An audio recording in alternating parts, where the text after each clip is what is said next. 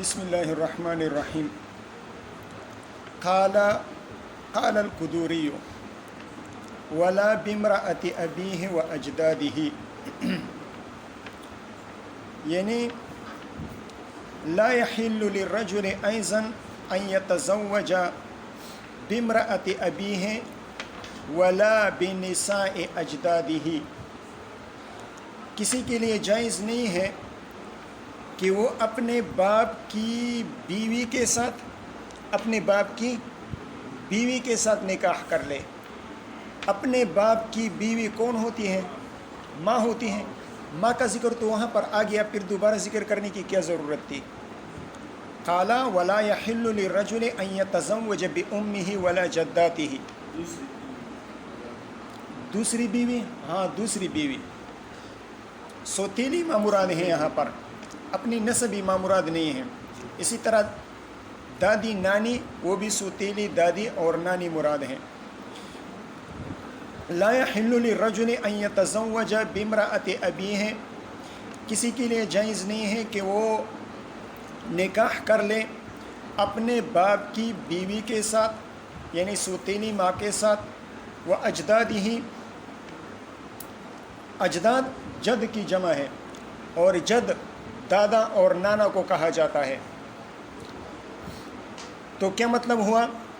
لا يحل ان يتزوج باجداده، لا يحل ان يتزوج باجداده. نساء کا لفظ یہاں پر محذوف ہوگا. ولا بنساء اجداده، اپنے دادا اور نانا کی بیویوں کے ساتھ نکاح کرنا جائز نہیں ہے. دلیل لقوله تعالی، اس لیے کہ اللہ تعالیٰ فرماتے ہیں لأجل قوله تعالی ولا تنکحوا ما نکح آباؤکم، ولا تنکحوا ما نکح آباؤکم، اور تم نکاح نہ کرو ما ان عورتوں کے ساتھ نکح آباؤکم جن کے ساتھ آپ کے آبا و اجداد نے نکاح کیا ہے. یہاں پر نکاح سے کیا مراد ہے؟ ولا تنکحوا، آپ تو نکاح کے دو معنی پڑھ چکے ہیں نا، ایک معنی مجازی اور ایک معنی حقیقی. نکاح کا معنی آتا ہے وطی بھی، اور نکاح کا معنی آتا ہے عقد نکاح بھی. احناف کا راجح مذہب کیا تھا کہ عقد نکاح میں مجاز ہے، وطی میں حقیقت ہے. یہ پڑھا تھا ہم نے. اب یہاں پر لا تنکحوا ممانعت جو ہیں وہ نکاح، عقد نکاح سے ممانعت ہیں یا وطی سے ممانعت ہیں؟ اگر عقد نکاح سے ممانعت ہو پھر تو ٹھیک ہے، پھر تو کوئی بات نہیں ہے. مصنف کا مقصود، صاحب ہدایہ کا مقصود حاصل ہو رہا ہے کہ وہ حرمت نکاح پر استدلال فرما رہے ہیں، تو ان کا استدلال بالکل ٹھیک ہے، درست ہے. لیکن اگر لا تنکحوا میں نکاح سے مراد وطی ہو، نکاح نہ ہو، تو پھر مصنف کا مقصود حاصل نہیں ہو رہا. اس لیے کہ پھر آیت سے وطی کی حرمت تو ثابت ہوگی لیکن نکاح کی حرمت ثابت نہیں ہوگی. اور علامہ مرغینانی رحمہ اللہ کا مقصود کیا ہے؟ نکاح کی حرمت کو بیان فرمانا مقصود ہے. تو مصنف کا، یہ صاحب ہدایہ کا مقصود حاصل نہیں ہو رہا. بات سمجھ میں آ گئی؟ اگر عقد نکاح مراد ہو پھر ٹھیک ہے، لیکن اگر نکاح مراد ہو، یہ وطی مراد ہو، وطی لا تنکحوا سے وطی سے ممانعت ہو، تو وطی تو حرام ہوگی لیکن نکاح حلال ہوگا، نکاح کرنا حلال ہوگا. اس لیے کہ عقد نکاح سے ممانعت نہیں ہے بلکہ وطی سے ممانعت ہے. تو نکاح حلال ہوگا لیکن وطی حرام ہوگی. اس کا جواب سن لیں. اگر عقد نکاح مراد ہو پھر ٹھیک ہے، اس میں ہم بحث نہیں کرتے. لیکن اگر وطی مراد ہو، لا تنکحوا، تم وطی نہ کرو، تو آپ نے یہ کہا کہ نکاح حلال ہو جائے گا، عقد نکاح حلال ہوگا، وطی حرام ہوگی. تو ہم کہتے ہیں کہ جب مسبب حرام ہے تو سبب بھی حرام ہوگا. وطی کا سبب کیا ہے؟ نکاح ہے نا، عقد نکاح. جب وطی یعنی مسبب حرام ہے عقد نکاح بھی حرام ہوگا، یا یوں کہیں یا یہ جواب دیں، یا یہ جواب دیں کہ اگر نکاح سے مراد وطی ہو تو وطی کی حرمت اس آیت سے ثابت ہوگی اور نکاح کی حرمت اجماع سے ثابت ہوگی۔ بات سمجھ میں آئے گی؟ صحابہ کرام مجتہدین کا اس بات پر اجماع ہے کہ ان دو عورتوں کے ساتھ نکاح کرنا حرام ہوگا۔ لأجل قوله تعالی ولا تنكحوا ما نكح آباؤكم ولا بامرأة ابنه وبني أولاده ولا بامرأة ابنه وبني أولاده لا يحل للرجل أن يتزوج بامرأة ابنه، اپنے بیٹے کی بیوی کے ساتھ نکاح کرنا جائز نہیں ہے، حلال نہیں ہے۔ اپنے بیٹے کی بیوی کیا بنتی ہے؟ بہو، بہو کے ساتھ نکاح کرنا حلال نہیں ہے۔ وہ بنی اولادی یعنی ولا بنساء بنی اولادی، ولا بنساء بنی اولاد، اپنے اولاد کی بیویوں کے ساتھ، یعنی پوتا ہو گیا، پڑ پوتا ہو گیا، ان کی بیویوں کے ساتھ بھی نکاح کرنا حلال نہیں ہوگا۔ ولا بنساء بنی اولادی لقوله تعالی، اس لیے کہ اللہ تعالیٰ فرماتے ہیں وحلائل ابنائکم الذین من اصلابکم، وحلائل، حلائل حلیلتن کی جمع ہے، زن کسے بیوی کو کہا جاتا ہے۔ وحلائل ابنائکم الذین، اور حرمت علیکم امہاتکم، امہات پر اس کا عطف ہے۔ حرمت علیکم حلائل ابنائکم الذین من اصلابکم، تم پر حرام قرار دی گئی ہے، تم پر نکاح کرنا حرام قرار دیا گیا ہے تمہارے ان بیٹوں کی بیویاں جو آپ کے صلب میں سے ہیں، جو آپ کے صلب میں سے ہیں۔ ٹھیک ہے، اب سوال یہ ہے کہ بیٹا تو صلبی ہوتا ہے لیکن پوتا تو صلبی نہیں ہوتا۔ پوتا تو آپ کے صلب سے نہیں ہے نا، بلکہ آپ کے بیٹے کے صلب سے ہیں۔ ٹھیک ہے، یہاں پر من اصلابکم کی قید ہے، اور اصلاب سے تو صرف اپنے بیٹے ہوتے ہیں، پوتے تو آپ کے صلب سے نہیں ہوتے۔ تو متن میں تو پوتوں کی بیوی کی حرمت کا ذکر بھی ہے، حالانکہ آیت سے وہ ثابت نہیں ہوتی۔ ٹھیک ہے، بات سمجھ آئے گی؟ سوال کیا ہوا؟ زبیر علی زئی، زبیر علی زئی جانتے ہو کون ہے؟ ہاں، پوتا تو آپ کی صلب میں سے نہیں ہے، بیٹے کے صلب سے ہیں۔ ہاں، متن میں پوتے کی بیوی کی حرمت کا بھی بیان ہے، حالانکہ آیت سے وہ ثابت نہیں ہو رہا۔ آیت میں تو صرف صلبی اولاد کی بیویوں کی حرمت کا بیان ہے۔ اس کا جواب دے رہے ہیں علامہ مرغنانی رحمہ اللہ، وذکر الاسلاب لاسقاط اعتبار التبنی، ایک قاعدہ ہے اللفظ العام قد يقصد به الاحتراز عن المخصوص، اللفظ العام قد يذكر به الاحتراز عن المخصوص،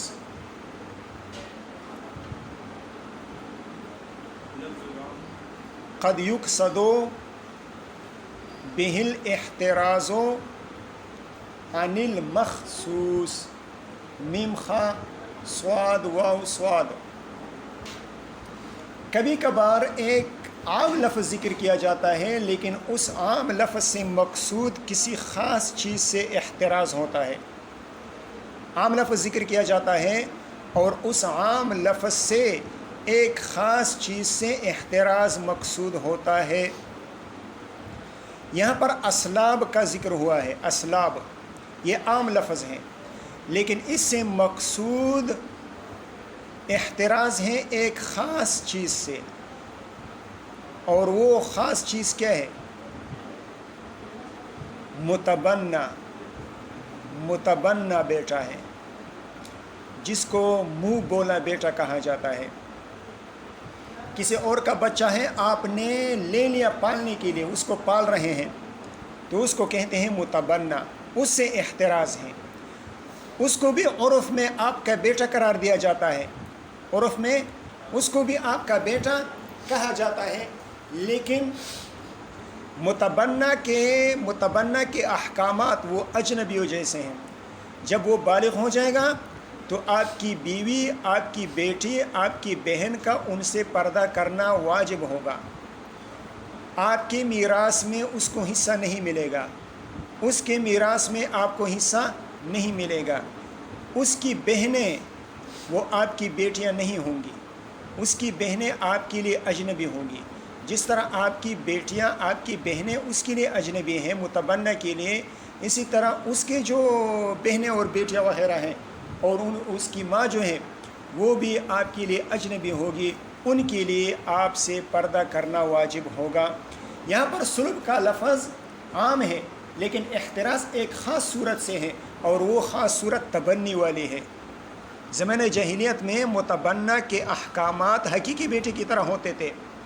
حضرت زید بن حارثہ رضی اللہ تعالیٰ عنہ جو حضور صلی اللہ علیہ وسلم کے منہ بولے بیٹے تھے، ان کی بیوی تھی حضرت زینب رضی اللہ تعالیٰ عنہ. تو عربوں میں متبنہ کی بیوی کے ساتھ باپ کے لیے نکاح کرنے کو بہت معیوب سمجھا جاتا تھا، جائز نہیں سمجھا جاتا تھا. تو اللہ تعالیٰ نے اس روایت کو، اس رواج کو ختم کرنے کے لیے یہ طریقہ، یہ صورتحال پیدا فرما دی کہ حضرت زید بن حارثہ رضی اللہ تعالیٰ عنہ نے زینب رضی اللہ تعالیٰ عنہ کو طلاق دے دی، اور پھر حضور صلی اللہ علیہ وسلم نے ان کے ساتھ نکاح فرما لیا. تو معلوم ہوا کہ متبنہ کی جو احکامات ہیں وہ اپنے بیٹے جیسے نہیں ہیں بلکہ اجنبیوں جیسے ہیں. متبنہ کی بیوی کے ساتھ نکاح کرنا انسان کے لیے حلال ہوگا. تو جو سوال وارد ہو رہا تھا کہ پوتے تو صلب میں سے نہیں ہیں، صلبی نہیں ہیں، تو یہاں پر تو اسلاف کا ذکر ہے، تو پوتے کی بیویوں کو کیوں حرام قرار دیا گیا؟ اس کا جواب دے رہے ہیں. وَذِكْرُ الْأَسْلَابِ لِإِسْقَاطِ اعتبار التبنی، اسلاف کا ذکر یہ متبنہ کو ساکت کرنے کے لیے ہے، لا لإحلال حلیلۃ الابن من الرضاعہ. ہاں ایک اور صورت سے بھی یہ بھی سوال میں آپ یہ صورت بھی بیان کر سکتے ہیں کہ پوتا اور اسی طرح رضائی بیٹا وہ صلب میں سے نہیں ہوتا، تو رضائی بیٹے کی بیوی کیوں حرام ہے؟ تو علامہ مرغنانی رحمہ اللہ نے صرف رضائی بیٹے کی بیوی کا ذکر کیا ہے، پوتے کا ذکر نہیں کیا ہے، لیکن اعتراض اس صورت میں بھی آ سکتا ہے. لا لإحلال حلیلۃ الابن من الرضاعہ، رضائی بیٹے کی بیوی کو حلال کرنے کے لیے یہ اسلاف کی قید نہیں لگائی گئی ہیں کہ جو آپ کے اسلاف میں سے، آپ کے صلب میں سے ہو اس کی بیوی حرام ہوگی، اور رضائی بیٹا تو صلب میں سے نہیں ہوتا تو اس کی بیوی حلال ہوگی. نہیں، اس طرح نہیں ہے. آپ اصول میں پڑھ چکے ہیں، بیان المحرمات کے شروع میں جو اصول آپ نے پڑھے تھے ان میں آپ پڑھ چکے ہیں کہ رضائی بیٹے کی بیوی جو ہے، 7 قسم کے رشتے بیان ہوئے تھے نا، 7 قسم کے رشتے بیان ہوئے تھے جو حرام تھے. ان میں سے ایک زوجات الفرو تھے یا نہیں تھے؟ زوجات الفرو، فرو کے جو زوجات ہیں ان کی حرمت کا بیان تھا. اور پھر ہم نے عرض کیا تھا کہ جو 7 قسم کے رشتے ہیں نسب میں، وہی 7 قسم کے رشتے رازاد میں بھی ہیں، اور اس کے لیے اصول بھی بیان ہوا تھا جو کہ حدیث بھی ہیں، یحرم من الرضاع ما یحرم من النسب، جو ابھی آ رہا ہے. ٹھیک ہے، آگے کیا منہ بولا بیٹا؟ ہاں نکاح حلال ہے.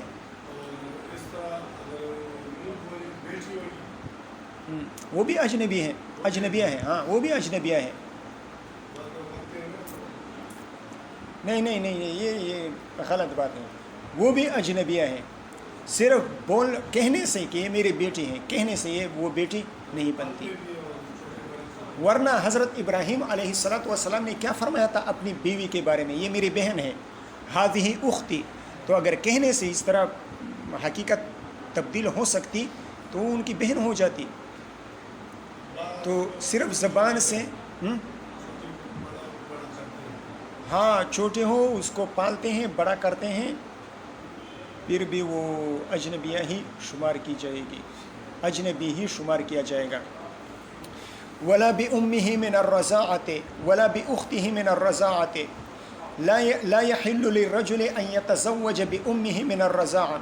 اس رضاعة کو را کے فتحہ اور کسرت دونوں سے پڑھا جا سکتا ہے، رضاعت اور رضاعت. اسی طرح اگر بغیر تا کے ہو رضا اور رضا دونوں پڑھ سکتے ہیں. البتہ علامہ اسمعی رحمہ اللہ جو لغت کے امام ہیں، شاعر بھی ہیں، انہوں نے رضاعت کا انکار کیا ہے. اگر تا ہو تائے مدورہ تو اس کے ساتھ را، تائے مدورہ کے ساتھ را کو کسرہ نہیں دیا جا سکتا، انہوں نے انکار کیا ہے. باقی علماء کرام فرماتے ہیں کہ دونوں میں دونوں اعراب پڑھے جا سکتے ہیں، رضا رضا، رضاعت اور رضاعت. کسی کے لیے جائز نہیں ہے کہ اپنی رضائی ماں کے ساتھ نکاح کریں یا رضائی بہن کے ساتھ نکاح کرے، لقولہ تعالی، لأجل قولہ تعالی، اس لیے کہ اللہ تعالیٰ فرماتے ہیں وَأُمَّهَاتُكُمُ اللَّاتِي أَرْضَعْنَكُمْ، اور حرمت علیکم امہاتکم اللاتی، یہ سارے امہات پر عطف ہیں. حرمت علیکم امہاتکم اللاتی، حرام قرار دی گئی ہیں تم پر نکاح کرنا تمہاری ان ماؤں کے ساتھ، ارزانکم، جنہوں نے تمہیں دودھ پلایا ہے. وَأَخَوَاتُكُم مِّنَ الرَّضَاعَةِ، اور تم پر حرام قرار دی گئی ہیں تمہاری وہ بہنیں جو تمہاری کیا ہیں، رضائی بہنیں ہیں. ایک یہ تو یہ آیت ہو گئی. دوسری وَلِقَوْلِهِ عَلَيْهِ السَّلَامُ، لِأَجْلِ قَوْلِهِ صلی اللہ علیہ وسلم، حضور صلی اللہ علیہ وسلم کے اس ارشاد کی وجہ سے، یحرم من الرضاع ما یحرم من النسب، جو رشتے حرام ہیں نسب کی وجہ سے وہ رشتے حرام ہیں رضاعت کی وجہ سے. بس سمجھ میں آ رہی ہے. کیا نام ہے حضرت کا؟ زید عمر. ٹھیک. ولا یجمع بین اختین نکاحا ولا بملک، ولا کیا ہے، ولا بملک یمین وطیا، ولا یجمع بین اختین نکاحا ولا بملک یمین وطیا. آپ حضرات ایک قاعدہ لکھ چکے تھے. کون سا قاعدہ؟ القرابۃ المحرمۃ، القرابۃ المحرمۃ للنکاح محرمۃ للجمع لاجل القطع. القرابۃ المحرمۃ للنکاح محرمۃ للجمع لاجل القطع. جو قرابت نکاح کو حرام قرار دینے والی ہیں، جس قرابت کی وجہ سے نکاح کرنا حرام ہے، اسی قرابت کی وجہ سے جمع بھی حرام ہے. بات سمجھ میں آ گئی؟ اس متن میں دو باتیں ہیں، ایک ہے آزاد بہنیں، دوسرے ہیں باندیاں بہنیں. دو بہنیں ہیں، باندیاں ہیں، تو دونوں کے احکامات جدا جدا ہیں. آزاد بہنیں حرائر جو ہیں ان کے ساتھ نفس نکاح حرام ہے.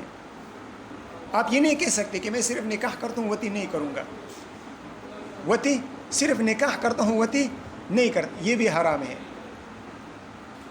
من حیث النکاح دونوں کو جمع کرنا حرام ہے.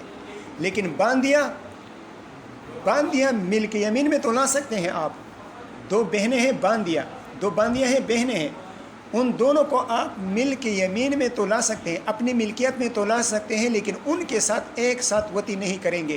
جب ایک کے ساتھ وتی کر لی تو دوسرے کے ساتھ وتی کرنا حرام ہوگی. بات سمجھ میں آ گئی؟ اس وجہ سے فرمایا ہاں صرف ایک کے ساتھ کرے. نہیں، دونوں کا حکم ایک جیسا نہیں ہوا.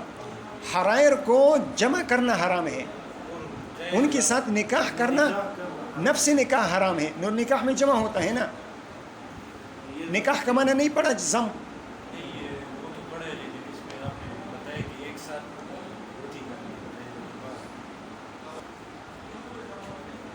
دو الگ الگ باتیں ہیں، ایک ہیں حرائر اور ایک ہیں باندیاں. تو حرائر میں یہ بات ہے کہ ان سے نفس نکاح حرام ہے. آپ یہ کہیں کہ میں ان کے ساتھ نکاح کرتا ہوں وتی نہیں کروں گا، دونوں کے ساتھ ایک کے ساتھ وتی کروں گا، ایک کو ویسے نکاح میں رکھوں گا، تو یہ نہیں کر سکتے. اس وجہ سے تو فرمائے ہیں کہ نا نکاحن ولا یجمع بین اختین نکاحن، لا یجمع بین الاختین من حیث النکاح، نکاح کی حیثیت سے دونوں کو جمع نہیں کیا جا سکتا. وتی کی بات نہیں, وطو کی بات تو بعد میں ہے. نفس نکاح حرام ہے ان کے ساتھ, اور باندیوں کے ساتھ پھر وتی کی قید لگائی ہے. ولا بملک یمین, لیکن من حیث الوتی, وتی کی حیثیت سے جمع نہیں کر سکتے. ویسے جمع کر سکتے ہیں, دو بہنیں ہیں, باندیاں ہیں, اس کو آپ اپنی ملکیت میں لا سکتے ہیں, اس میں کوئی گناہ نہیں ہے. لیکن وتی پھر دونوں کے ساتھ نہیں کریں گے, ایک کے ساتھ جائز ہوگی. یہ آپ کا اپنا انتخاب ہے کہ آپ کس کا انتخاب کرتے ہیں وتی کے لیے. بات سمجھ میں آ گئی؟ لقولہ تعالی وَأَن تَجْمَعُوا بَيْنَ الْأُخْتَيْنِ, دلیل کیا ہے؟ وَأَن تَجْمَعُوا بَيْنَ الْأُخْتَيْنِ. وَأَن تَجْمَعُوا بَيْنَ الْأُخْتَيْنِ, اساتذہ کرام ان تجمعوا بین الاختین کا عطف کس پر ہے؟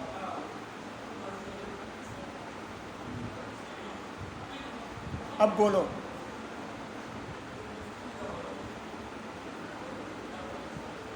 ہاں زبیر, کس پر ہے اس کا عطف؟ عطف کس پر ہے؟ دلیل کی بات نہیں کر رہا, عطف کس پر ہے؟ ہاں بلال,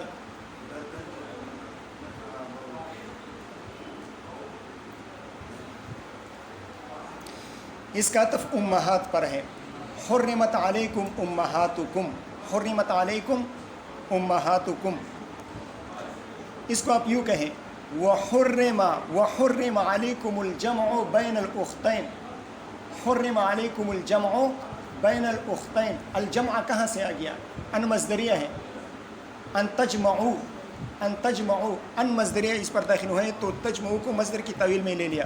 وحرم علیکم الجمع بین الاختین, دو بہنوں کو ایک ساتھ نکاح میں جمع کرنا یہ حرام ہے, تم پر حرام ہے. وَلِقَوْلِهِ عَلَيْهِ الصَّلَاةُ وَالسَّلَامُ, ایک تو یہ دلیل ہو گئی حدیث آیت. دوسرے حدیث میں آتا ہے من کان یؤمن باللہ والیوم الآخر فلا یسقین ماءہ زرع غیرہ. حضور صلی اللہ علیہ وسلم فرماتے ہیں من کان یؤمن باللہ والیوم الآخر فلا یسقین ماءہ زرع غیرہ. نہیں, یہ نہیں ہے. فلا یجمعن, من کان یؤمن باللہ والیوم الآخر فلا یجمعن ماءہ فی رحم اختین. جو شخص اللہ اور آخرت پر یہ ایمان رکھتا ہے تو وہ ہرگز جمع نہ کرے اپنے پانی کو, یعنی اپنی منی کو جمع نہ کرے فی رحم اختین, دو بہنوں کے رحموں میں, یعنی ایک ساتھ دونوں کے ساتھ نکاح کرے. ایک ساتھ کا مطلب یہ نہیں ہے کہ ایک ہی وقت میں, بلکہ آج ایک کے ساتھ کر رہا ہے, کل دوسری کے ساتھ کر رہا ہے. صبح ایک بہن کے ساتھ وتی کر رہا ہے, شام کو دوسری بیوی کے ساتھ وتی کر رہا ہے, تو اس طرح نہ کرے. تو دیکھیں, دو بہنوں کے رحم میں منی کو جمع کرنے کو اس بات کی علامت قرار دیا ہے کہ اس شخص کو اللہ اور آخرت پر ایمان نہیں ہے. جو اللہ اور آخرت پر ایمان رکھنے والا ہوگا تو اس کو منع کیا ہے کہ آپ اس طرح نہ کریں, دو بہنوں کے رحم میں اپنی منی کو جمع نہ کرے, یعنی ان کے ساتھ وتی نہ کرے. اب دیکھیں, ایک تفریح ہے. تفریح یہ ہے کہ مثال کے طور پر زبیر کی نکاح, زبیر کی ملکیت میں ایک باندی ہے, زبیر کی ملکیت میں ایک باندی ہے. زبیر اس کے ساتھ وتی بھی کر رہا ہے. اب اس کی بہن, جو مثال کے طور پر اس کا ہم نام رکھ لیتے ہیں ہندا, زبیر کے ملکیت میں جو باندی ہے ہندا, اس کے ساتھ زبیر وتی بھی کر رہا ہے.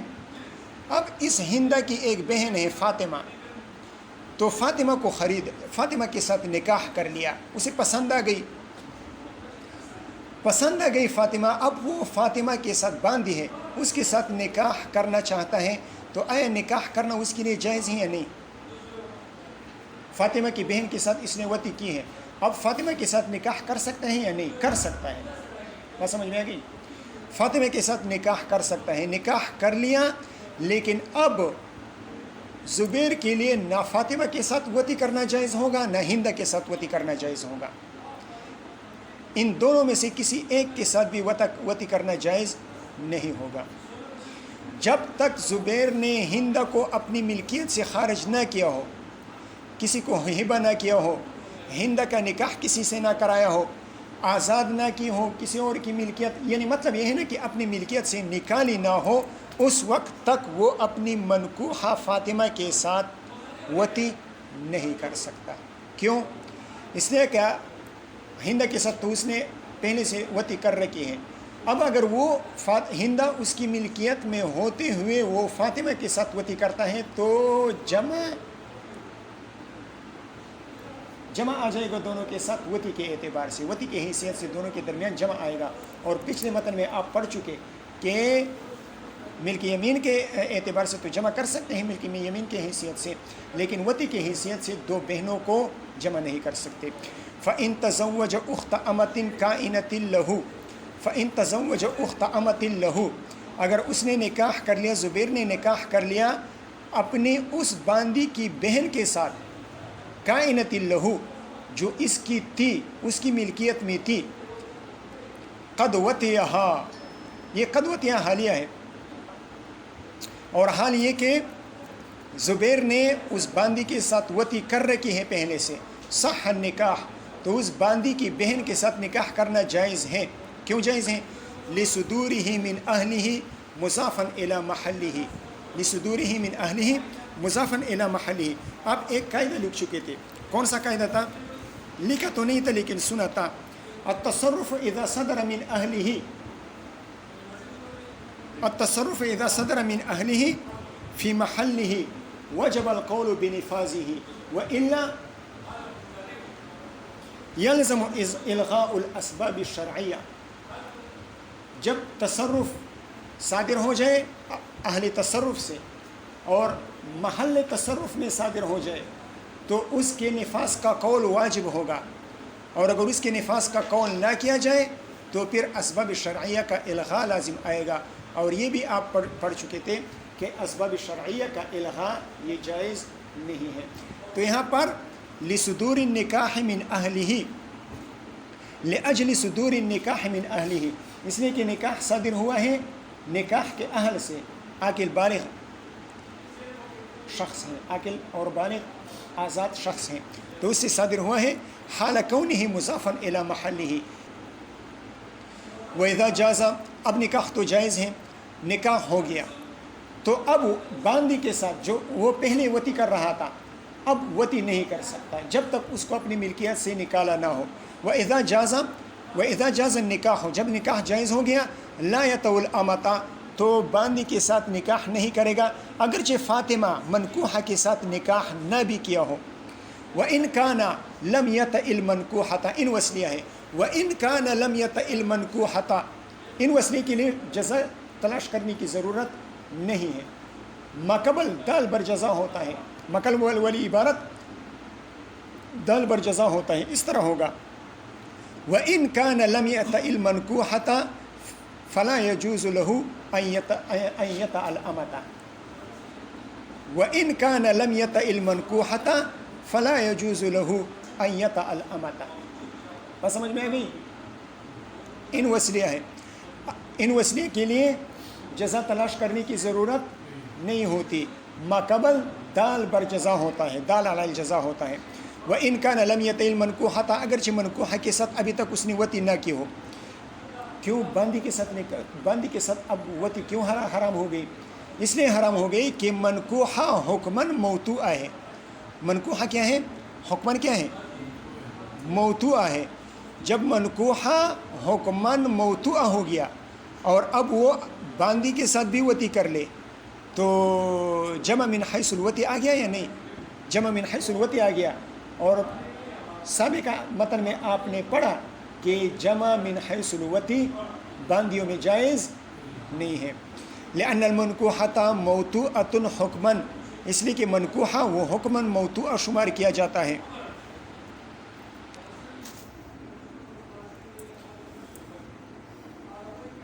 وَلَا يَطَوُ الْمَنْكُوحَةَ، اور منکوحہ کے ساتھ بھی وطی نہیں کرے گا۔ کیوں وطی نہیں کرے گا؟ اس لیے کہ ہندہ کے ساتھ تو پہلے سے وطی کر چکا ہے، اب منکوحہ اس کی بہن کے ساتھ بھی وطی کرے گا تو جمع من حیث الوطی لازم آئے گا، اور یہ جائز نہیں ہے۔ ولایت المنکوحۃ للجمع، اس لیے کہ جمع آ جائے گا، الا اذا حرم الموطوءۃ علی نفسہ بسبب من الاسباب، البتہ اگر موطوءہ باندی کو اپنے آپ پر حرام قرار دے دے حرمت کے اسباب میں سے کسی سبب کے ساتھ، کسی کو ہبہ کر دیا، اس کی ملکیت سے نکل گئی تو اس کے لیے حرام ہو گئی، کسی کے ساتھ اس کا نکاح کرا دیا، اس کی ملکیت سے نکل گئی تو اس کے لیے حرام ہو گئی، بات سمجھ میں آ گئی، اس کو مکاتبہ بنا دیا وغیرہ وغیرہ، تو اس پر حرام ہو گئی، اب اس کے بعد وہ منکوحہ کے ساتھ وطی کر سکتا ہے۔ فحینئذ یطأ المنکوحۃ، تو اس وقت جب وہ اپنے آپ پر موطوعہ کو، یہ باندی کو حرام قرار دے دے، تو پھر منکوحہ کے ساتھ وطی کر سکتا ہے، لعدم الجمع وطیاً، لأجل عدم الجمع من حیث الوطی، اس لیے کہ اب وطی کی حیثیت سے دونوں کا اجتماع لازم نہیں آتا۔ بات سمجھ میں آ گئی؟ یہ تو ایک صورت تھی، یہ وہ صورت تھی کہ جب ہندہ کے ساتھ زبیر وطی کر چکا تھا، لیکن ہر باندی وہ آقا ہر باندی وطی کے لیے نہیں رکھتا، بلکہ بعض باندیاں ایسی ہوتی ہیں جو خدمت کے لیے رکھی جاتی ہیں، ان سے خدمت لینا مقصود ہوتا ہے۔ تو اگر زبیر کی یہ جو ہند تھی یہ سریہ نہیں تھی، سریہ اس باندی کو کہا جاتا ہے جو وطی کے لیے رکھی جاتی ہیں، وہ زبیر کی سریہ نہیں تھی بلکہ کام کاج اور خدمت والی باندی تھی، زبیر نے اس کے ساتھ وطی نہیں کی تھی، تو اب اگر ہندہ کی بہن فاطمہ کے ساتھ وہ نکاح کرنا چاہے تو نکاح کے فوراً بعد وہ وطی کر سکتا ہے، وہ وطی کیوں کر سکتا ہے؟ اس لیے کہ اب اس صورت میں جمع بین الاختین من حیث الوطی لازم نہیں آتا، اگرچہ وہ باندی جو ہے نا اس کو اپنی ملکیت سے نہ بھی نکالا ہو تب بھی وہ اس کے ساتھ منکوحہ کے ساتھ وطی کر سکتا ہے۔ یہ دوسری صورت کا بیان فرما رہے ہیں، وَيَطَعُ الْمَنْكُوحَةَ إِن لَمْ يَكُنْ وَطِيَ الْمَمْلُوكَةَ، اگر مملوکہ باندی کے ساتھ وطی نہ کی ہو، یعنی وہ سریہ نہ ہو، تو پھر منکوحہ کے ساتھ نکاح کے فوراً بعد وطی کر سکتا ہے، کیوں؟ لِأَجْلِ عَدَمِ الْجَمْعِ مِنْ حَيْثُ الْوَطِي اِذِ الْمَرْكُوكَةُ لَيْسَتْ مَوْطُوعَةً حُکْمًا، منکوحہ تو حکماً، منکوحہ وہ تو حکماً موطوعہ ہوتی ہے، لیکن مرکوکہ حکماً موطوعہ نہیں ہوتی۔ کیوں نہیں ہوتی؟ میں نے عرض کر، نکاح کس لیے کیا جاتا ہے؟ نکاح کس لیے کیا جاتا ہے؟ اسی وطی کے لیے کیا جاتا ہے نا، تو منکوحہ حکماً موطوعہ شمار کی جاتی ہے، لیکن کسی باندی کو اپنی ملکیت میں لانا یہ خاص وطی کے لیے ہوتا ہے؟ نہیں، خاص وطی کے لیے نہیں ہوتا، خدمت کے لیے بھی ہوتا ہے، خاص ہاں وطی کے لیے مناسب ہو، تو اس لیے کہتے ہیں کہ مرکوکہ حکماً موطوعہ نہیں ہوتی، اس لیے کہ ہر مرکوکہ کو وطی کے لیے نہیں رکھا جاتا، تو جب ہر مرکوکہ کو وطی کے لیے نہیں رکھا جاتا تو مرکوکہ کو حکماً موطوعہ قرار نہیں دے سکتے، اور منکوحہ تو ہر منکوحہ وطی کے لیے ہوتا ہے، تو اس وجہ سے منکوحہ حکماً موطوعہ ہوتی ہے۔ اِذِ الْمَرْكُوكَةُ لَيْسَتْ مَوْطُوعَةً حُکْمًا، بس